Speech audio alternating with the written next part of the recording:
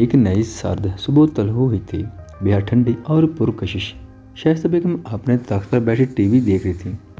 वो शाइस्ता बेगम को नाश्ता देने के बाद सियार से झाड़ू लगा रही थी कि जब दरवाजे पर दस्तक हुई। उसने झाड़ू साइड पर रखा और नलके से हाथ धोकर सर पर बांधा, दुपट्टा उतार कर मफलर अपने गले में लपेटा और दरवाज़ा खोला। सामने काशान खड़ा था और उसके चेहरे के तासुरात कुछ ऐसे थे जैसे कुछ कहना चाह रहा हो, कह ना पा रहा हो। दोनों हाथों को मुसलसल एक दूसरे में मसलते, होंठ काटते। वो कन्फ्यूज था। हयार ने सवालिया नज़र से उसकी तरफ देखा तो उसने एक लंबा सांस खारिज करके खुद को पुरसकून किया और फिर गोया हुआ, उमर सुल्तान आपसे मिलना चाहता है। अब काशान सी हालत हया की हुई थी। उसे इस बात पर हैरत नहीं हुई कि काशान उमर सुल्तान की बात कर रहा है, क्योंकि अरहम नवीद कत्ल केस दौरान जो नहीं जानता था वो भी हया जहांगीर और उमर सुल्तान की मोहब्बत से वाकिफ़ हो गया था। उसे हैरत इस बात पर हुई कि उमर सुल्तान तो काफ़ी दिन पहले उससे टकराया था, तो वो अभी तक यहीं क्यों है? अगर था तो वो क्यों कर आया हुआ था? उसे समझ नहीं आती कि काशान से क्या पूछे। याद है उमर सुल्तान आपको? उसके तासुरात से लगा जैसे वो पूछने को हो कि कौन उमर सुल्तान। आज याद आ गया, वरना कल तक भूले बैठी थी। तुम बताओ वो यहाँ क्या कर रहा है और क्यों मिलना चाहता है वो मुझसे? वो खुद को संभाल चुकी थी और ये भी मान चुकी थी उसकी किस्मत में मोहब्बत नहीं लिखी गई थी, तो लाजिम था वो मोहब्बत पाने को रुसवा ना हो। सिरन के किनारे वाली ज़मीनें खरीद ली हैं उन्होंने, टूरिस्ट पॉइंट बनाना चाहते हैं। वो यहाँ इसलिए रुके हुए हैं और आपसे क्यों मिलना चाहते हैं? शायद वो ये सवाल पूछने वाला नहीं है।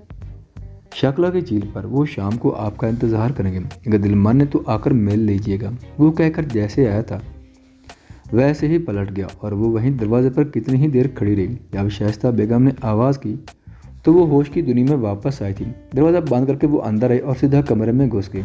झाड़ू आधे में ही रह गया। शाइस्ता बेगम ने हैरानी से उसे देखा कि इन 2 सालों के दरमियान वो हर काम को मुकम्मल करने लग गई थी, तो भला आज कुछ अधूरा रह गया था? तो मतलब कुछ अधूरा था जो फिर से लौट आया था। चमकता सूरज गरूब हुआ तो चांद आसमान पर अपनी पूरी आबोताब के साथ जगमगाने लगा। हैशम नवीद के गांव में रात उतर रही थी और इस उतरती रात में कोई था जो शाकला के किनारे बैठा मुंतज़िर था किसी का, ये जानते हुए भी कि वो नहीं आएगी। उसकी निगाहें कभी पानी तो कभी शाकला के अतराफ में सरसब्ज कतियों पर जा ठहरती, जो रात में भी बड़े खूबसूरत लग रहे थे। शाकला के किनारे लगे सनफ्लावर्स खुद को खौल में बंद कर चुके थे। शाम का सुरमई अंधेरा स्याह हो चुका था, लेकिन वो जिसका मुंतज़िर था उसने आना था और ना ही वो आई। सर्दी की शिद्दत बढ़ने लगी तो वो वहाँ से उठ गया और पत्थर पर अपना पुराना जैकेट उठाकर एक कंधे पर डाला और थके मांदे मुसाफिर की तरह वापस पलट गया। उसकी चाल में वहाँ से लड़खड़ाहट थी। उसकी उम्मीदें टूट चुकी थीं और दिल में अरमानों का जनाजा पड़ा था, तो भला वो कैसे शान से अकड़ कर चाल पाता। वो अपने फार्म हाउस पर पहुंच चुका था जिसकी तामीर पिछले 1 साल से जारी थी, लेकिन मुकम्मल नहीं हुई थी और अब वो उसे मुकम्मल करवाने आया था। तो दरअसल वो हया के करीब हर घड़ी करीब रहने आया था। यक हवा तले कई एकड़ पर फैली ज़मीनों के दरमियान बहुत खूबसूरत सा फार्म हाउस ऐस्तादा था, ज़ेर तामीर। वो फार्म हाउस अभी सिर्फ 1-2 बंदों के रहने के काबिल था।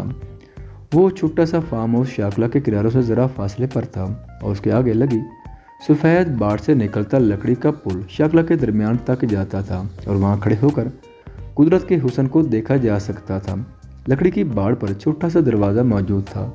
ज़रा आगे घास के किते पर एक कार पार्क थी, सुर्ख कार, वो सुर्ख जो हया का रंग था। वो बाढ़ का दरवाज़ा खुलता अंदर दाखिल हुआ और सीधा कमरे में चला गया। वो कमरा शाकला में उसकी रहाइश थी। उसने जैकेट उतारकर स्टैंड पर डाला और जूते उतारकर बेड पर औंधे मुंह आंखें बंद करके लेट गया। बंद आंखों से पानी की लकीर निकलकर कॉम्पटी से बहने लगी। वो उसी पोजीशन में लेटा था कि पैंट की जेब में रखा मोबाइल फ़ोन ज़ोर से चिंगाड़ा। उसने आंखें खोली और उठकर बैठ गया। मोबाइल जेब से निकाला कशमाला कॉलिंग लिखा आ रहा था। उसने दोनों हाथों से रगड़कर चेहरे को साफ किया और आवाज़ को मुतवाज़न करते कॉल रिसीव करके मोबाइल कान से लगाया। तुम अभी तक शाकला की हवाओं में नाकाम मोहब्बत की आहें बार रहे हो। दूसरी तरफ कशमाला थी, हया जहांगीर की बहन कशमाला जहांगीर, और उसकी आवाज़ से लग रहा था वो शदीद गुस्से में है। कशमाला मेरा बिजनेस प्रोजेक्ट है, यहाँ उसी को मुकम्मल करने आया हूँ। उमर सुल्तान का लहजा भी मजबूत हो चुका था। कुछ देर पहले वाला टूटा फूटा उमर सुल्तान कहीं छुप गया था। उमर सुल्तान, तुम्हें हयात जहांगीर अब नहीं मिल सकती। क्यों अपनी ज़िंदगी बर्बाद कर रहे हो? भूल जाओ उसे। तुम्हारे वहाँ होने से वो भी डिस्टर्ब होगी। तुम वापस आ जाओ। प्रोजेक्ट को यहाँ से भी हैंडल कर सकती हो तुम। कश्मला थोड़ी नरम पड़ी थी। मैं यहाँ हयात जहांगीर से मिलने आया हूँ, ना हयात जहांगीर के लिए आहें भर रहा हूँ। और जहाँ तक प्रोजेक्ट की बात है तो ये तुम मुझे नहीं बताओगी कि मैं क्या करूँ या ना करूँ। तुम अपने काम से काम रखो। वो फ़ोन बंद कर चुका था। वो कश्मला के हर वक्त के लेक्चर सुन सकता था, ना ही उन लेक्चर से उसके दिल में मौजूद हया के लिए दीवानगी कम हो सकती थी। सो बेहतर था वो कुछ कहता और ना सुनता। कॉल डिस्कनेक्ट हो चुकी थी और अब वॉलपेपर पर हयात जहांगीर की तस्वीर नुमाया थी। सुर्ख हेयर बैंड सर पर बांधे लाल गुलाब को नाक के करीब करके सूंघती उसकी तस्वीर इतनी दिलकश थी कि उसकी आंखें फिर से नम होने लगी कि वो जितनी भी दिलकश थी उसकी तो नहीं थी। और ये बात उसे हद दर्जा रुलाती थी। आज जुमेरात थी और हर जुमेरात नवीद हाउस में शाम को कुछ न कुछ ऐसा बनता था जिस पर दुआ करके उसे मोहल्ले में बांटा जाता था। हया ने आज हलवा बनाया था जिसे बांटने वो अब घर से बाहर निकली थी और अब सारे मोहल्ले में देने के बाद वो काशान के घर में दाखिल हुई। काशान के घर में काशान के अलावा उसकी एक छोटी बहन और माँ थी। उसने हलवे के प्लेट काशान की माँ को पकड़ाई जब काशान ने उसके हाथ में फ़ोन लाकर थमा दिया। हया ने बदकर काशान को देखा। मेरे पास उमर सुल्तान का कोई पैगाम लेकर मत आओ काशान, ना मैं उससे मिलना चाहती हूँ और ना ही बात करना चाहती हूँ। हया ने गुस्से से कहकर फ़ोन काशान की तरफ बढ़ाया था। कॉल पर हैसम है भाभी। काशान ने अपने बालों में उंगलियां फेरी कि हैसम सुन चुका था और अब उसे बख्शने वाला नहीं था। हया ने एक नज़र फ़ोन के स्क्रीन को देखा जहां हैसम कॉलम लिखा आ रहा था। उसने एक तेज़ नज़र काशान पर डाली और साइड पर होकर फ़ोन कान से लगाया। कैसी हैं आप? दूसरी तरफ मौजूद शख्स की आवाज़ में ज़मानों का दर्द था। हया बेचैन होकर रह गई। ठीक हूँ, मुक्त सिर से जवाब दिया। माँ ने मेरी शादी की तारीख तय कर दी। वो पूछ रहा था यह अपनी अजियत बयान कर रहा था। हाँ तुम्हें पता है दिया बहुत खुश है। वो तुमसे बहुत मोहब्बत करती है। तुम माँ के साथ देख लेना, जिस जिस शय की ज़रूरत हो मैं पैसे भिजवा दूंगा। वो कहना तो चाहता था कि मैं खुश नहीं हूँ हया और मैं तुमसे मोहब्बत करता हूँ, लेकिन वो कह नहीं पाया था। तुम कब आ रहे हो? छुट्टी के लिए दरख्वास्त दी है, जल्द आऊँगा। हैशम ने कहा। अच्छा चलो ठीक है, मैं चलती हूँ। फूफो इंतज़ार कर रही होगी, उसने कहकर फ़ोन काटना चाहा था कि हैशम गोया हुआ। उमर सुल्तान अभी तक हुई है, मुझे नहीं पता। जिससे मोहब्बत होती है उसका पता होता है, फिर वो कहाँ है? हैशम ने कहा। मेरे अंदर तो हर जज्बा उस दिन अपनी मौत आप मर गए जब मुझे बताया गया कि मैंने एक शख्स को मारा है, और उस शख्स की मौत के लिए नवीद हाउस जब मुझे उम्र कैद सुनाएगी तो मोहब्बत के साथ हर जज्बा उस दिन मर गया और वो सारे नाम भूल गए जिनसे मोहब्बत थी। वो ना चाहते हुए भी अपनी अजियत बयान करने लगी थी। मोहब्बत अपना इंतकाम तो लेती है ना हया। वो तंजन गोया हुआ कि तुमने मोहब्बत को मारा था तो लाजिम था मोहब्बत भी तुम्हारे लिए मर जाती। मैंने अरब नवीद को नहीं मारा, कितनी बार बताऊं तुम्हें? वो दबा दबा सा चीखी थी। मुझे तुम्हारे कहे पर यकीन आ जाए, लेकिन फिर सोचता हूँ और कौन है जो मेरे भाई को मार दे कि उसने तो फ़क्त तुमसे मोहब्बत की थी। वो इन 2 सालों से खुद किसी नतीजे पर नहीं पहुँच पा रहा था। हया ने गुस्से से फ़ोन बंद किया और काशान को पकड़ाते बिना हलवे के बर्तन वापस लिए तेज़ तेज़ वहाँ से निकलती चली गई और पीछे से काशान की माँ आवाज़ें करती रह गई। वो बिजली का बिल भरने आई थी और अब लाइन में लगी खड़ी थी जब उसके कंधे पर लटकते बैग में मोबाइल थराया। उसने बैग खोलकर मोबाइल निकाला। हैसम की कॉल थी। यकीनन उसने शाइस्ता बेगम से बात करने को फ़ोन किया था, क्योंकि ये मोबाइल शाइस्ता बेगम का था जिसमें कुछ खराबी हो गई थी तो उन्होंने ठीक करवाने के लिए दिया था। वो अभी उसी शशो पंज में थी कि कॉल अटेंड करे या ना करे कि मोबाइल चुप हो गया और उसका नंबर भी आ गया। वो बिल भर कर बाहर निकली तो मोबाइल एक बार फिर थराने लगा। उसने कॉल रिसीव करके मोबाइल कान से लगाया और बोली, हेलो भैया आप? माँ कहाँ है? उसने पूछा। मोबाइल ख़राब था, बाजार आए थे तो अभी ठीक करवाया, हया ने बताया। अच्छा कैसी हैं आप? ये पूछने की फॉर्मेलिटी क्यों करते हो जब जानते हो कि मैं ठीक नहीं हूँ? वो सड़क के किनारे चलने लगी। क्या आप फ़र्क पड़ रहा है मेरी शादी से? वो खुश फहम हुआ कि वो भी हाँ कह देगी, लेकिन वो बोली तो तमाम खुश फहमी पर ओस डाल दी। नहीं लेकिन मुझे फ़र्क पड़ रहा है हया। वो अजियत भरे लहजे में गोया हुआ और यह जान चुकी थी जान का दुश्मन जान बना बैठा था उसे। دیکھو ایسا میری زندگی قید سے قید تک کی کہانی ہے اور اس قید کو مجھے اکیلے ہی کاٹنا ہے۔ تم میرے اچھے دوست ہو، میں نہیں چاہتی تمہاری زندگی میری وجہ سے برباد ہو۔ یا نے اسے سمجھانا چاہا، آپ کے بغیر بھی تو زندگی برباد ہی ہے یا یہ پہلا ہزار تھا جو 2 سال کے نفرت کے بعد کیا گیا تھا، جو 2 سال کی اذیت کے بعد کیا گیا تھا۔ حیا نے گہری سانس لی اور سڑک کے کنارے لگے درخت کے نیچے جا بیٹھی۔ محبت ایک بار ہی ہوتی ہے سب، اور میں اپنے حصے کی محبت کر چکی ہوں اور مجھ سے اس زندگی میں نہیں ہوگی۔ اس کا لہجہ سجھا ہوا تھا۔ محبت میں کر لوں گا حیا، اس نے التجا کی تھی۔ حیا جہانگیر تمہارے لیے نہیں بنائے گی، حسن نوید اس بات کو مان کیوں کر نہیں لیتے؟ وہ جو ایک تم سے محبت کرتی اس کی محبت کو زندگی دے دو۔ دیا کہ دیا بجنے سے بچا لو۔ کسی ایک کو محبت راس آ جانے چاہیے، تو وہ مجھ کو راس آ جائے گی تو محبت کا کیا جاتا ہے یار۔ اذیت تھی اس کے لہجے میں ایک قاتل ہوں اور میری یہی غلامی کی زندگی ہے، اور میں خوش ہوں کہ تمہاری شادی ہو رہی ہے۔ تم خوش رہو گے تو مجھے خوشی ہوگی۔ وہ جو نوید تھا اس کا ایک مکین میری وجہ سے ہر خوشی سے محروم ہو کر مر گیا، تو اب میں چاہتی ہوں کہ تم زندگی کی خوشیوں سے محروم نہ رہو۔ حیا کو بس فکر تھی کہ اس کا دوست خوش رہے، وہ دوست جو اس کا شوہر تھا۔ تمہیں مجھے بانٹ کر ذرا دکھ نہیں ہوگا؟ تو میرے ہوتے تو مجھے دکھ ہوتا۔ دوست کو بانٹنے سے کوئی دکھ نہیں ہوتا، حیا نے کہا۔ میں تو خود کو بٹا ہوا ہوں سمجھوں گا یار، اور یاد رکھنا بٹا ہوا مرد کانچ جیسی عورت کو پتھر میں ڈال دیتا ہے۔ یہ نہ وہ دیا جسے تم روشن رکھنا چاہتی وہ پتھر ہو جائے۔ ہے کیا اذیت تھی اس لہجے میں کہ محبت کاٹ رہی ہے اسے۔ وقت کے ساتھ سب ٹھیک ہو جاتا ہے، انسان سب کچھ بھول جاتا ہے، تم بھی بھول جاؤ گے۔ کیا آپ نے عمر سلطان کو بھلا دیا؟ سوال تھا یا پتھر سے اسے بڑی زور کا لگا تھا۔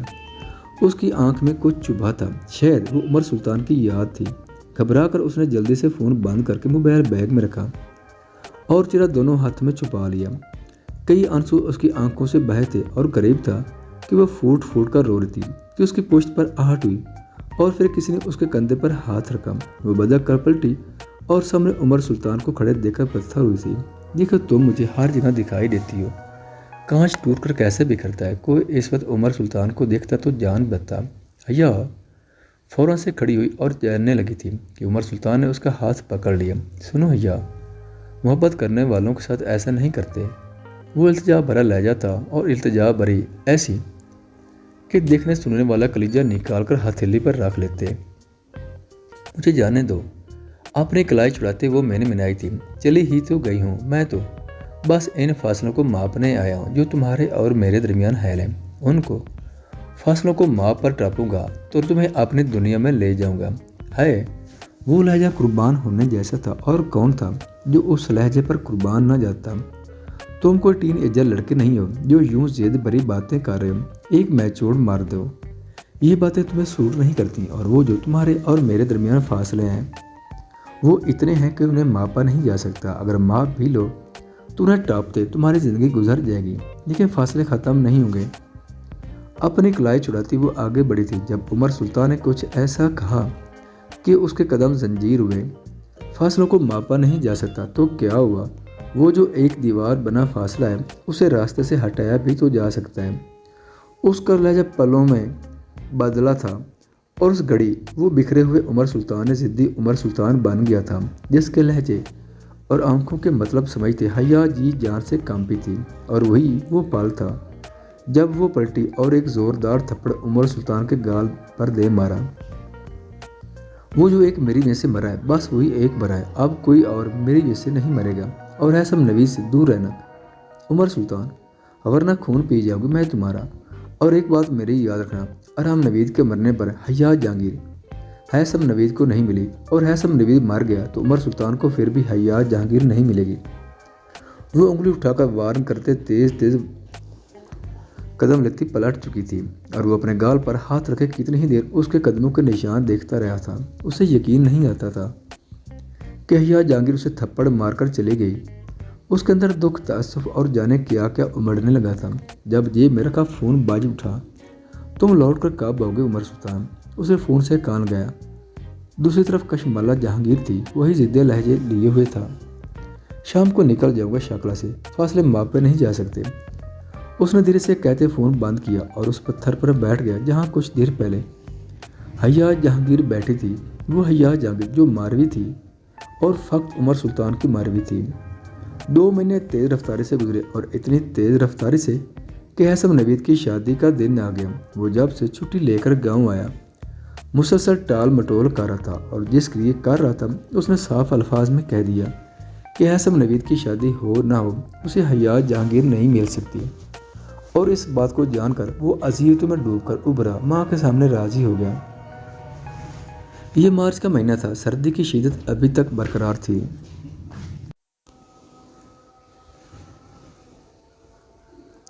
और इस सर्द मौसम की एक शाम हैसन नवीद और दिया जमशेद का निकाह हो गया।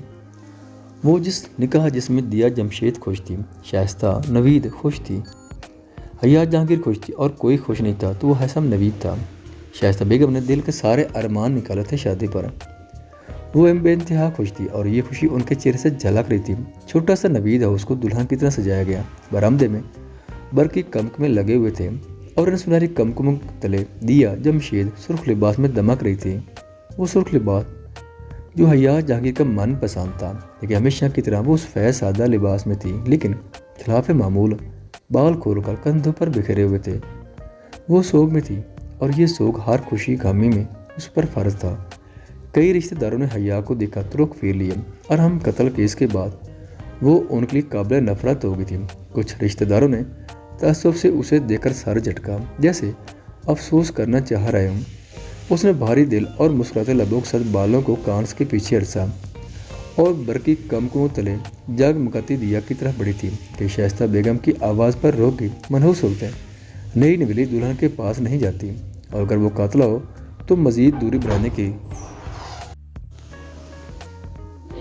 ज़रूरत है। हया की कतन शर्मिंदगी से झोंक गई थी और वहीं कई रिश्तेदार कानों में सरगोशियाँ करते फंसाने लगे थे। उसका और दिया जमशेद का मुवाजना किया जाने लगा और किसी भी तरह वो दिया जमशेद से बेहतर साबित नहीं हो सकती, क्योंकि वो साहब की रजामंदी और खुशी से हैसम की ज़िंदगी में शामिल हुई थी। काश वो भी इतनी ही इज्जत से उमर सुल्तान की ज़िंदगी में दाखिल हो सकती और काश अरहम नवीद ना मरा होता तो सब कुछ मुमकिन था। शाइस्ता बेगम और सादिया खानम दिया की माँ ने स्टेज की तरफ बढ़ते नफरत से उसे देखा। शाइस्ता बेगम के 1000 बार मना करने के बावजूद वो चली आई थी कि वो अपने दोस्त की शादी में शिरकत करना चाहती थी। सोफों पर विराजमान मेहमान उसे गदने मोड़ मुड़ कर देख रहे थे। उसके रुखसार गुलाबी हुए और मुश्किल मुस्कुराते हुए वो पीछे हट गई। हैसम ने निगाहों का जाविया बदले बगैर उसे टेक्ट की बांध कर देखा। उसने एक जानिब रखा खाली सोफा देखा और फिर वहां बैठ गई। वो कातला थी और एक कातला लोगों के साथ नहीं बैठ सकती थी। वो फिर भी मुस्कुराती रही। यकजक साहब ने देखा कि हैसम अपने दुल्हन के पहलू से उठा और तेज से घर से निकलता चला गया। कई गर्दनों ने मुड़कर हैसम को जाते देखा और शाइस्ता नवीद और सादिया खानम ने नफरत से हया को देखा। दिया जमशेद ने हया जहांगीर के रोशन चेहरे पर एक नज़र डाली और सर झुका दिया। कई आंसू टप टप हाथों पर गिरने लगे थे।